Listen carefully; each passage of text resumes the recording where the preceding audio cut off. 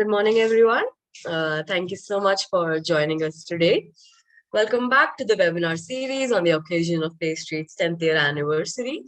As our regular attendees may know by now, this is our ninth webinar in the series. And for those of us who are joining us for the first time today, please do feel free to check out our previous webinars on our YouTube channel. My name is Pranjali, and I'm a special educator and psychologist at PlayStreet. This year marks the 10th running year of PlayStreet. So we decided to bring you all a series of 10 webinars, which will talk about 10 things to do at home to see many big changes.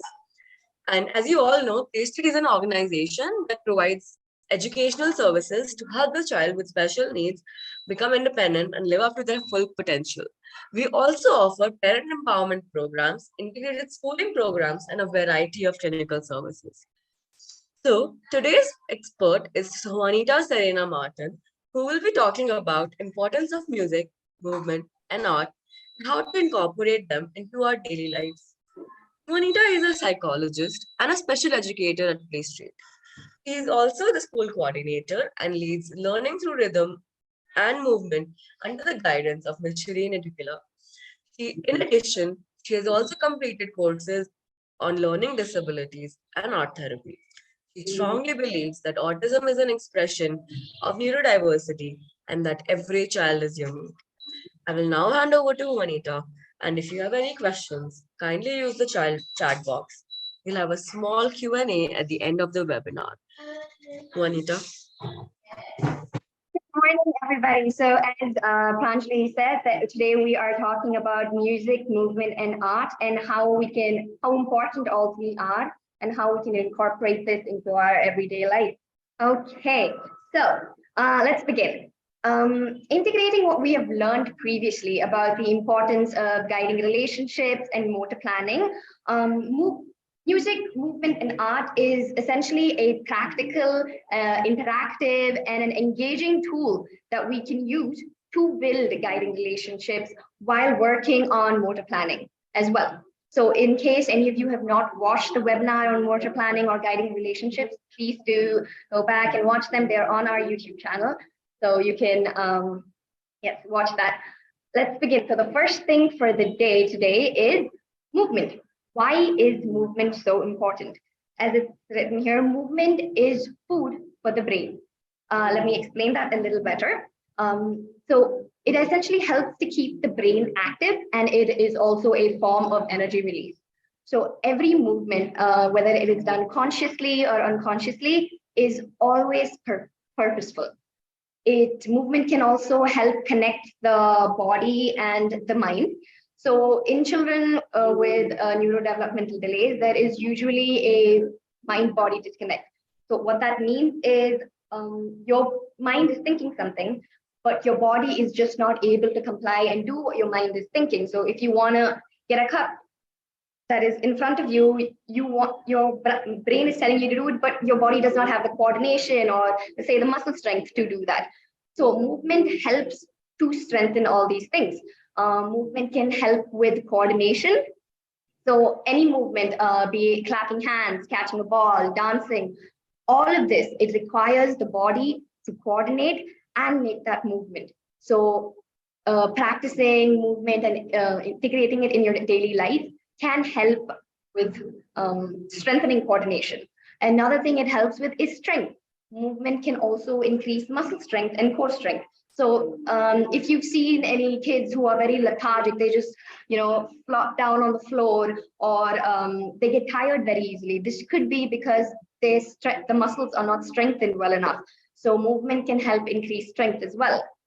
Another thing it helps with is body awareness. So body awareness is an important and a crucial factor that helps to make the mind-body connect.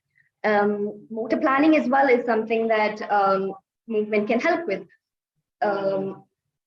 It can affect neural pathways as well. So there have been a lot of studies that have been done on the effects of movement, and one of them that I will share with you today is a group of people integrated movement-based interventions in children with developmental delays. And they had found that it showed a lot of changes in neural activity. So in children with attention deficit hyperactive disorder, it showed a normalization of the arousal in their cortical areas of the brain. So what this essentially means is, so in children with ADHD, their cortical areas are hyperactive, or they're aroused beyond the normal point. So doing movement-based interventions helped normalize that arousal in their brain. Whereas in children with autism, it showed connectivity in their social brain, and it also showed an increase in efficient executive functioning, that is cognition and learning. So let's look at the next slide, the hierarchy for development.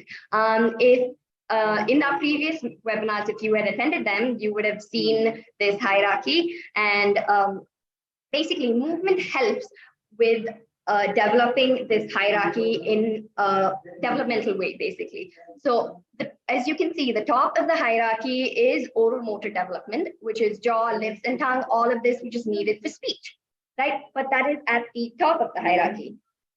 If the first few levels are not strengthened or achieved, then the top of the hierarchy is going to be very, very difficult to achieve. And for those who have joined only today, or for those who need a refresher, I'm just going to do a quick run through of the first few levels. So the first one is body awareness. What is body awareness? So body awareness constitutes the knowledge of body parts, the different senses, and spatial orientation. Basically, it is understanding the body position to make a smooth movement. So I've seen in certain kids where if I ask them to put their hands up, it goes up to here. Whereas what I mean is stretch it all the way up to here. This shows that they're not aware of how much their arms can reach and how far their arms can move. So how this will affect their daily life is, in case, again, if you want to take something at a table, you can stretch your hand and take it, but their body doesn't know how much they can stretch. So again, coordinating becomes difficult. So again, we have symmetrical movement, which movement, and left-right awareness and front-back awareness. Only once the child understands body awareness, then will they be able to execute the things in the sensory motor stage. So this stage includes movements like crossing the midline. So a body part from one hemisphere moves to the other hemisphere, and this is your midline. So you're crossing it. So this is crossing midline. And this is needed in simple tasks, even like, say, writing. So when you're writing, a child needs to cross their midline and then come back, and then cross and come back. So again, movement helps with this as well. So the next thing is we're looking at reflex maturity. Yes. So before even reflex maturity, it is important to understand if the integration of their primitive reflexes has occurred. If primitive reflexes are still there, then there is less room for postural reflexes to grow, right? So only when primitive reflexes go down, there is space for postural reflexes to develop. And as a result of that, complex motor patterns can develop. And only once that develops, we can work on things like cognition and language, right? So one example of reflex maturity is a writing reflex, which is essentially a child's ability to maintain balance in an unstable position. For example, if you're in a moving bus, right, and they slam the brakes, your body goes in the front, but then it immediately tries to right itself and come back to a stable position. So this is the writing reflex. And again, movement can help with all of this as well. And we're looking at bilateral coordination, attention and focus. So essentially only when these 5 levels are developed, the next step of the hierarchy becomes easy to work on. So if the foundation is shaky, then it's going to be difficult. So we've got integrated motor development, and in that we've got motor planning. So what does motor planning mean and what does it involve? So it has 4 steps basically. So forming an idea, planning that idea, executing it, and adapting when necessary. Let's look at it with an example. So let's take catching a ball, right? So if you want to catch a ball, you are the idea is to, yes, I need to catch this ball. The plan is you're planning where you need to keep your hand, how you need to stand, and all of that. That is your planning. And your execution is actually catching the ball. Adapting is when if you miss the ball or if it falls, what are you going to do next? How are you going to coordinate your body to do what's required next, right? Again, so this motor planning is extremely important, and a lot of children do struggle with this. So to know more about motor planning, again, there was a webinar done about it a few weeks ago, and it is on our YouTube channel as well. So movement, looking at all of this, movement helps strengthen and develop the foundations for learning. And in this hierarchy, it plays an important role in the development of the higher skills. So a movement can be done in any form, okay? Even if it's playing outside in the outside with the kids, or playing with the parents, or dancing, all of this can help. So let's look at this one video of it's just a video about playing catch, right?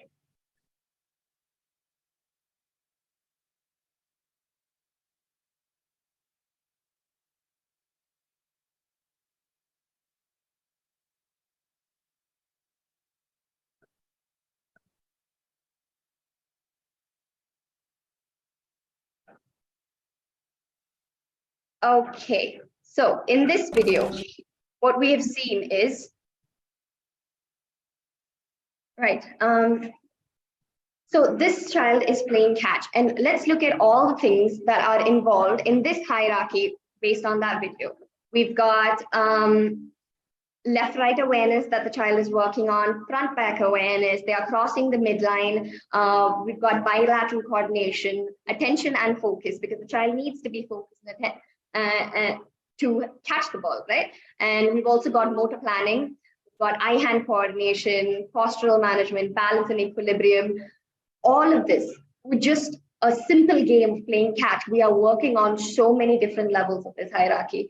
So that is why we say that movement is very, very, very important for our kids. And it shouldn't be just something that's done on the weekends or whenever we have time. I think movement should be integrated as a part of a child's everyday life, right?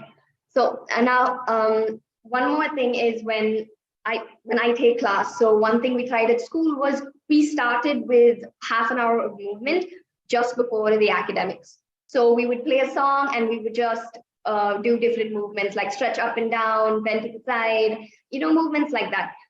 We noticed so many changes in our children. In their academics, they were able to regulate themselves better.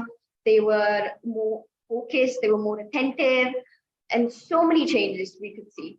So I would really suggest that if you could try movement at home with your kids, it would be great. And now let's look at the next thing, which is, yes, music. Let's go to music and why music is so important. Music is something that can activate your whole brain, right? If you can look at this picture, it's highlighted all the parts of the brain that it activates. So we're looking at the prefrontal cortex, the sensory cortex, the auditory cortex, amygdala, and the hippocampus. So the prefrontal cortex is basically your decision-making area of the brain. Your amygdala and the hippocampus, these are your that's your emotional brain, basically. And in children with autism, that is generally an increase in short-range connectivity and an underdevelopment of long-range connectivity between the two hemispheres. And because of this long-range underconnectivity, children have trouble with social communication and emotional regulation, right? Let's look at another video where they talk about how music activates different parts of the brain. Music enters and then gets shuttled off to different parts of the brain. It stops at specialized processing units in auditory cortex. They track loudness and pitch and rhythm and timbre and things like that. There's visual cortex activation when you're reading music as a musician or watching music. Motor cortex when you're tapping your feet, snapping your fingers, clapping your hands. The cerebellum, which mediates the emotional responses. The memory system in the hippocampus, hearing a familiar passage, finding it somewhere in your memory banks. Music is going on in both halves of the brain, the left and the right, the front and the back, the inside and the outside. Right. So as this video has suggested, music activates all your brain, your whole brain. You're looking at inside and outside, everything that he just said, right? So that's why music is very important. And it has the ability to include and connect multiple parts of the brain. Thus, it can have a positive effect on communication and cognition, right? We are looking at the multi-system effects of music, right? So we've got communication, emotional and social development, motor development, sensory and perceptual development, and behavioral effects.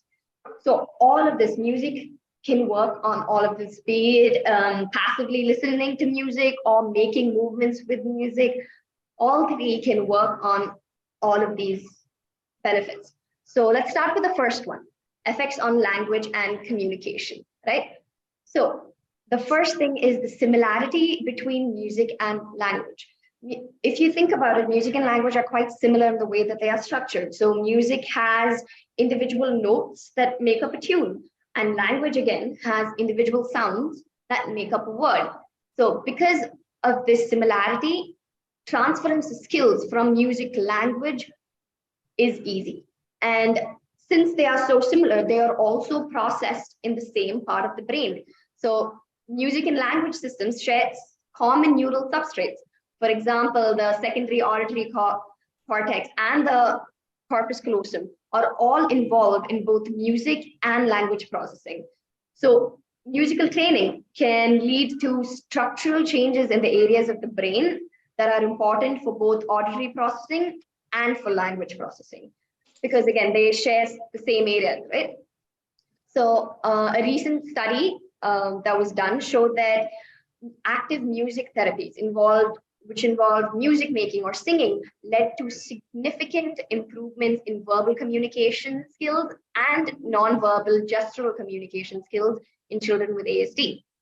Another study showed that music training not only enhanced music and speech perception, but also helped with expressively communicating language, right? So children who have undergone some sort of training in music, when compared to children who did not have that exposure, did better on tasks of verbal memory, verbal fluency, and non-verbal reasoning. So again, another group of population of children that this can have a good effect on is children with dyslexia. So similar to children with autism, children with dyslexia have impairments in reading, phonological processing, and receptive vocabulary. So children with dyslexia have significantly improved their spelling and phonological skills following a 15-week rhythm-based intervention, which involves singing and percussion games. So basically, there was a study done where there was 15 weeks of rhythm-based intervention was given to children with dyslexia. At the end of that intervention, researchers saw that children with dyslexia had significantly improved in spelling, phonological skills as well. So music can help with all of this. So the next thing that we're going to be looking at is effects on socio-emotional and behavioral skills, right? First thing is when you listen to music, just even passively, especially a song that you like, the brain releases dopamine and serotonin. Dopamine is your rewarding hormone and your serotonin is your feel-good hormone, right? So again, it is increasing positive emotions, okay? And in case, it can help also in social skills, because if your child is in a group class, it can help in building social connections and understanding social rules such as imitation, let's say turn taking, social reciprocity, joint attention, and empathy as well. So there was a study that was done, which showed that synchronous rhythmic movements or music making. What this means is, okay, if you're playing a song and you and your child are tapping together to that song, right? Let's just take it at that. Brought about a sense of togetherness and shared purpose and increased social cooperation in children. So another thing that music can do is, again, foster empathy, because when you're looking at music, it's something that's non-intimidating, right? And it can make the child more confident and more readily get them more readily involved. And because of that, the children are more aware of their partners, more aware of their physical state and intention, thus fostering empathy and positive emotions towards the partner, right? There was another study that was done where a 7-month intervention, which involved different rhythmic movement games to music between a child and his mother. This study showed that there was an increase in the frequency of eye contact and spontaneous initiation of interactions between the child and the mother. So think about it, just a simple task like playing a song and just tapping to the rhythm of the song with your child can bring about so many amazing changes in our kids. So let's look at the next thing that it has effects on, like motor effects. So we're looking at whole body rhythmic actions, right? Such as clapping or marching or walking to music even can provide opportunities to help refine gross motor skills. So every piece of music has its own rhythm, its own tempo. And when we move our body to that rhythm and tempo, we get better motor coordination, right? So again, it's a simple task and it's got big goals. Small task, big goals. That's what we're looking at. It's all, and movement timing. You're moving your body to a particular time.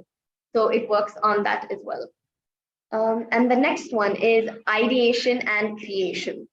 So this video shows about like is an MRI of 2 different brains. One brain where it's just, they're producing music out of memorization, whereas the other one is when they're producing music by themselves, when they're improvising, right? Let's just look at this.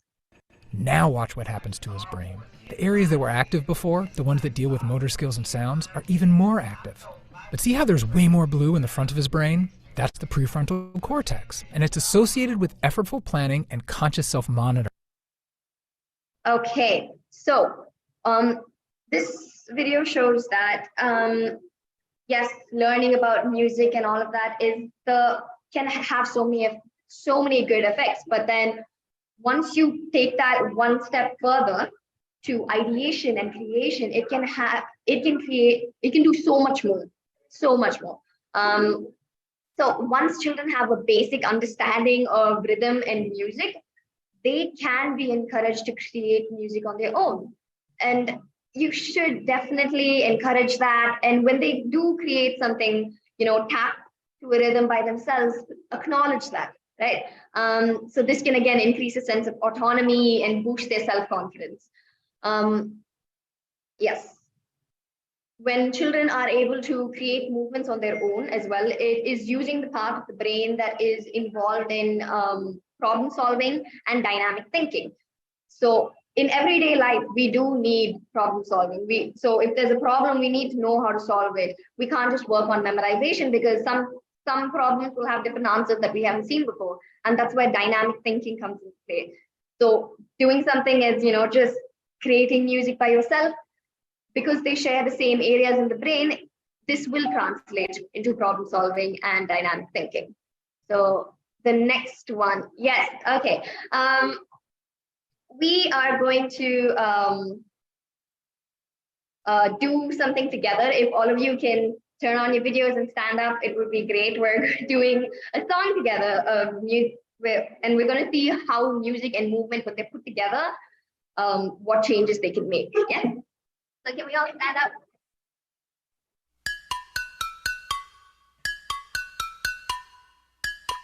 Oh.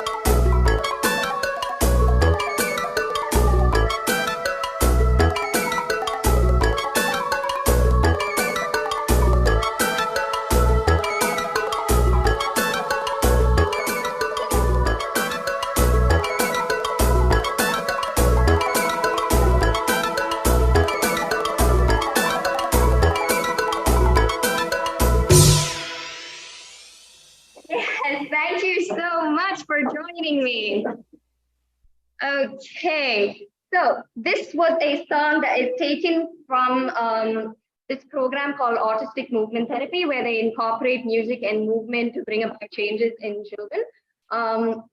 Right, so just from this one song, let's look at all the things that were worked on. Just this one song that was maybe, let's say, 2.5 minutes long. We are working on body awareness, right? We're pointing and touching the different parts of the body. So we are working on body awareness. We are working on spatial orientation. We are working on midline crossing when we were touching our knees, we were crossing our midline. We are working on posture and balance. So when children, it's not as easy as you think it is for our children to lift one leg up and touch their knee at the same time. That requires a lot of core stability and a lot of balance, right? We're looking at vocabulary as well, because as we're doing this, I am saying the different parts of the body. So the children are learning the names of the different parts of the body. Joint attention, your child needs to be looking at you and paying attention to you to see when you're moving to the next body part. And also imitation, because they're looking at you and doing the same thing. Listening skills, because we're not just listening to you, we're also listening to the music. We're listening to, okay, so now it's going faster, so I need to make my movements faster according to that. So again, and all of these things are in that 5 levels of that hierarchy. So just this one song that is 2 minutes long works on all of this. So imagine the changes that you can see when you do movement like this every day with your child, right? So I think it is very, very important to consciously take an effort to involve music and movement in daily life. And now let's look at the next topic, which is art. Right? We have all seen the, seen the thing where it says, the saying that says, a picture says 1,000 words. And that is very, very true with art. So for children who have difficulties with expressing and communicating, art can be an amazing way to help understand what children are feeling. So yes, the first thing, again, it helps with expression and communication. Even small things like, okay, what color they pick and what they paint, all of this is a way of communication for them, especially for children who are nonverbal. This can be, if encouraged and trained, this can be an amazing way for them to communicate and explore their imagination as well. And educational benefits. Art has a lot of educational benefits, right? Yes. Let's look at the different ones. So one is for toddlers. We are looking at learning the different colors for kids. This art can be an amazing way to explore different colors, and it's a practical way, right? And it's also fun so that they can learn.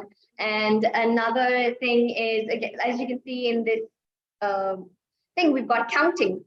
So children need to learn to count with their fingers at some point when they're doing math. So this, using your fingerprints for counting, is again amazing way and a fun and interactive way to do it.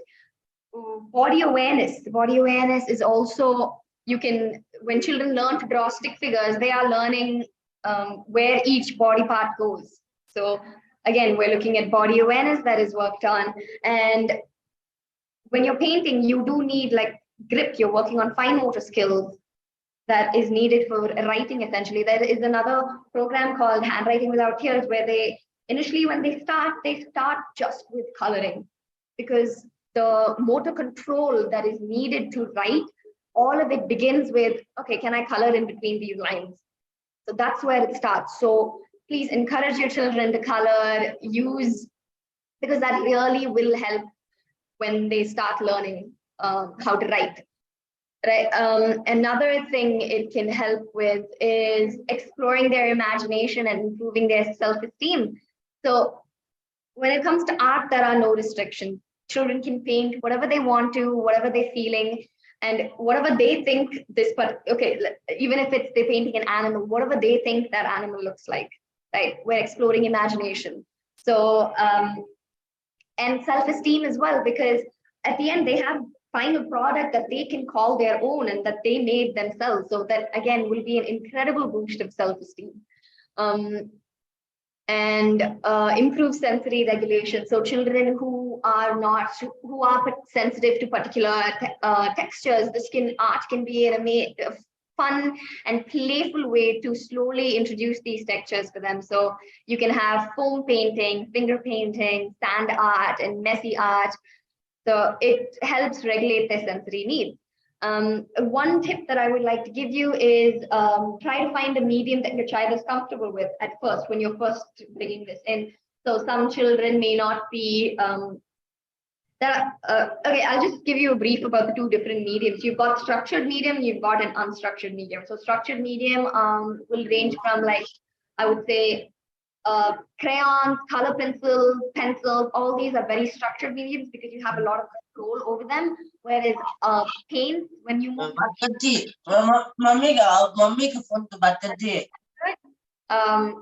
that is, yeah, you'd have less control over that medium because paint is just less control over it. So pick a medium that your child is comfortable. If they don't like paint, then start off with colors. Or if they don't mind starting with paint, then start off with paint. Again, this is a trial and error. Work with your child and find what they are comfortable with, right? And yes, now we have come to the last part of it where I give you 10 tips that you can do at home. So let's look at the 5 tips for music and movement. First, get your child comfortable with movement. This way, sometimes children are very restricted. I've got some kids where if you do a sit down activity with them, they will sit and they will do it. But when you ask them to get up and move, they have no idea what to do and they're just standing around. So the first step was always to get them comfortable to just move and explore their range of motion, just that. And 2 is using a non-directive approach. There is no right way, there is no wrong way. Just be there as a partner with them, right? And 3rd one is don't expect perfection. Your kids are not going to be perfect at the first try, or even maybe, let's say, 1 month, 2 months down the line. But even them taking that effort to try and still engaging with you, even though it's not perfect, even that can go a long way, right? And the 4th one is acknowledge and encourage new movements, always, and make it as interactive as possible. So if your child is doing something new, acknowledge it and be like, oh, that's something amazing. Maybe can I also try that with you, and make it interactive, right? And then let's look at activities that the parents can do at home. So this is a small video of one of the parents who do the 30 through the program. Let's look at this. And just as a tip, just look at the child and look at the mom and see their faces and try to.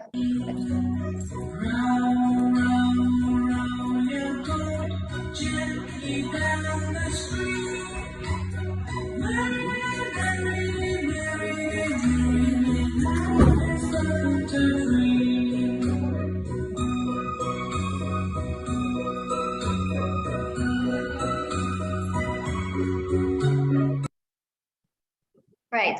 So again, this is a very simple song. It's a very simple thing that you can do. And did you notice the mom, she did not give any instructions, nothing, but there was still a back and forth between the child and the mom, right? And so the mom was waiting for the child to initiate at least a little bit of movement. Right? So again, this is something you can do at home with your kids as well. And this is another thing. And this is another activity.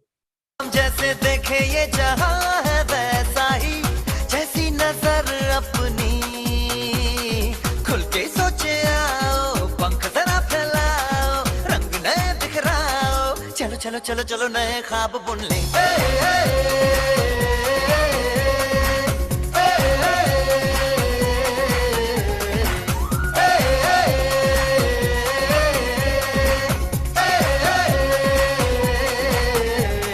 Sapa धारे गारे gamma पासा बम बम बम बम बम बम बोले बम चिक बोले बम बम मस्ती में डोले बम बम बोले मस्ती में तू डोल रे बम बम बोले मस्ती में डोले बम बम बोले मस्ती में तू डोल रे So even a small video where the parents you just play a song, take anything, cards or dupatas or something, and just let your child dance and explore their movements, right? This also can help and go a long way. This is something you can try at home as well with your kids, and this is just this can be done with the older kids as well. And this is to get them comfortable with moving and jumping and just see how far they can go, right? And now the next one is 10 tips to do, 5 tips to do at home with art.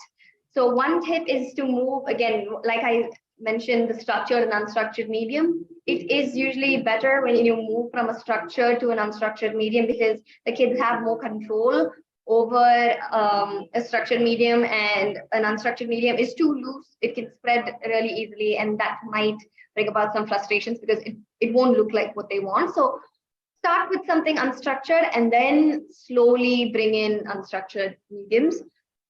And the next one, so there is no right or wrong, again, when it comes to art.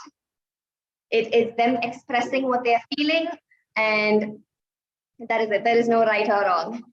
And the next one is, yes, there are other ways to do art if your child does not like the sensation of paint on their hands. Over here, we've got long handled brushes. So it has a really long handle so the paint doesn't get on their hands. You got sponge rollers, glove painting. So you can wear gloves and put paint on that and get them to paint. Another one is ice cube painting. This is something that's very fun that you can do with your kids, is fill ice cube trays with water and a little bit of paint and put a little ice cream stick in that and use that to paint. So this can be something that you do with your kids. And another one is do not use art materials that are overstimulating. So glitter papers that are too bright or too many options, because then they will get overwhelmed. So if you're giving them options of choosing between mediums, then maybe give them 3 options, 3 to 4 options, or even less, maybe 2 options to pick from. So yeah, that is one. And activities you can do at home with your child. One is stamping. Stamping is something that's a lot of fun, where you just go on a scavenger hunt and find a lot of things around the house. You can get Legos, or you can take vegetables and just dip them in paint and just make stamps of that. That is something fun that you can do. Q-tip detailing. So this again helps with your fine motor skills, and it will also help with spacing. So when kids are learning how to write, they need to learn how to space between one word and another. So this, again, this Q-tip details can help with that. Foam painting for kids who like messy play. You can get shaving cream and then put a little bit of paint in that and just let your kids go crazy with that. That can help as well. And Play-Doh. You can make edible Play-Doh at home as well. There are a lot of recipes online, so in case your child eats it, it's not toxic for them. So you can make edible Play-Doh. It'll help them with they can make sculptures. Again, you're looking at fine motor skills. You can also use this to do pretend play. It's another, Play-Doh is very useful for that. And I think we are at the end. So again, as just a reminder, it is, you guys, please do include movement, music, and art in your kids' everyday life. It is not an extracurricular activity. It is something, as I mentioned, with all the studies that have been done, it is something that will really benefit the kids. So please do include all of this in your child's everyday routine. And we also have, PlayStreet also does a learning through movement and rhythm program over here. That's where the videos were from, the last 2 movement videos. It is there online and offline. So if you want to know more about that, you can, please feel free to reach out to us. We can help you know more about that. And I think we are open for questions. So we have a question from Sneha. Do you conduct workshops for direct training in autism movement therapy? No, we do not have direct training over here. We do something that's different called learning through movement and rhythm. I think Juanita got disconnected, unfortunately. Just to answer your question, while she reconnects, we do not have autism movement therapy because we can get certified in autism movement therapy, but that's done. I don't know if it's still around because the creator of the program, Joanne Lara, unfortunately passed away a few years ago. So I'm not sure who's conducting it now. So we need to find out. Like Juanita was just saying, we have learning through rhythm and movement, but this is a parent and child program. It's not for professionals. Of course, professionals, if they want to know more, we can look at it at that point of time. But when we create, we initially create for the parents and the children, because that's our focus all the time. But if you need workshops, or if you think this is something, because that's something we're always talking about, music and movement, everywhere we go, any chance we get, we are talking about incorporating this in. So if you'd like to know more, or if you would like us to conduct a workshop in your organization or anything of the sort, do let us know. You can connect with us. Thanks, ma'am. It was a very learning session. We learned a lot of things. Thank you. Thank you. Thank you for that feedback. Yes.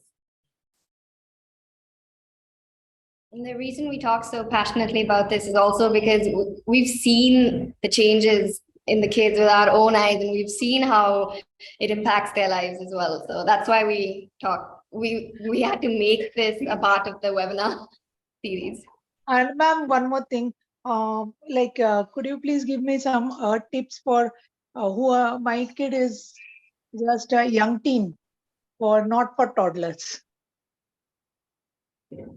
Tip meaning, so again, the tip she gave is not just for toddlers. It's across the board, because, for example, I work with 18-year-olds, 20-year-olds, 25-year-olds. So it's not for toddlers alone. It's about creating movement, because even at 18 and 25, when a child has neurodevelopmental delays, you will see coordination issues. You will see timing issues, sequencing issues. You will see learning issues. So it doesn't matter what age it is. It's just that we have separated 5 and below and 5 and up. So because the movements are a lot more immature below 5, so we need to take care of it a different way, where we put the concept in, but it's taken care of a little way. But the others, it's about building movement over 6 months, and then every module is 6 months, the way we do it anyway. That like LPL program. Yeah, ma'am. I was asking about the art part of it. You wouldn't mention art. Okay, so go ahead, Juanita. Oh, right. So art part. Does he like art first? Does he like to explore in that area? No, actually, we are doing the LRM program with ma'am. But Okay. as far as art is concerned, like if he gets angry or if he loses his mental cool, then we give him a lot of crayons and he wants to scribble. Okay. That calms him down. That is the only part. Otherwise, he does copy drawing and or something. A fine motor is not very good, but it's just. Okay. So he likes crayons, right? So when he likes to scribble. Yeah, he doesn't like it. It's just we have found it that it in a way it calms him down, so we have given it to him. Okay. Otherwise, if you give him a choice, he will not choose crayons. Okay. So what you can do is maybe slowly start looking at different things other than crayons, right? Try to introduce different mediums as well, and give him choices. Instead of giving the whole crayon, give him a few choices of colors and be like, okay, what color do you want to draw with today? So again, it's not just something that random he's picking. He's making a conscious effort to pick a particular color, which again will mean something to him, right? And if it's crayons, I would say introduce more mediums. Try to introduce, like I mentioned, you can do some stamping with him with, just do like a scavenger hunt around the house. Let's look at all the things that we can get and stamp with. So try something like that. Or Hand painting. Hand painting, again, you said she's got issues with fine motor skills. This, again, because it's directly hands-on, you're not manipulating another object, whereas you're using your hands, again, it can help get to that fine motor skill. Right. So Thank you so first, much. we always Yeah. start with hand painting, and then we move on to using, manipulating another object to paint. Thank you, ma'am. Got it. I'll just try and give you the feedback. Thank you so much. I just wanted to add, I mean, we go into the doing a lot. Yes. I would also ask you to really be conscious of the fact that when you keep ordering your children to do, they want to run the opposite direction immediately because it's just another work thing for them. So always think of how you can balance that interaction with them, where they feel that they are part of it, they are having fun with it, rather than come sit, let's do this. Okay, now choose a color. Now, which color do you want? Tell me what color this is. If you're going into that format, what's going to happen is the first thing is like, let me run away. I don't want to do any of this. So you're never going to achieve what you want to achieve, because the interaction is very demanding, and the interaction is more directed by you. So open that up a little bit more. And that's why we keep talking about co-regulation as the foundation for all kinds of learning. And if you haven't listened to that, and this is for everybody, go back and listen to what we have said about guided relationships, because that is the foundation for you to do any of this. You can tell the child, okay, come here, stand here, put this, do this. Oh, take a pic, color it. But the child's going to hate the activity. Then what's the point?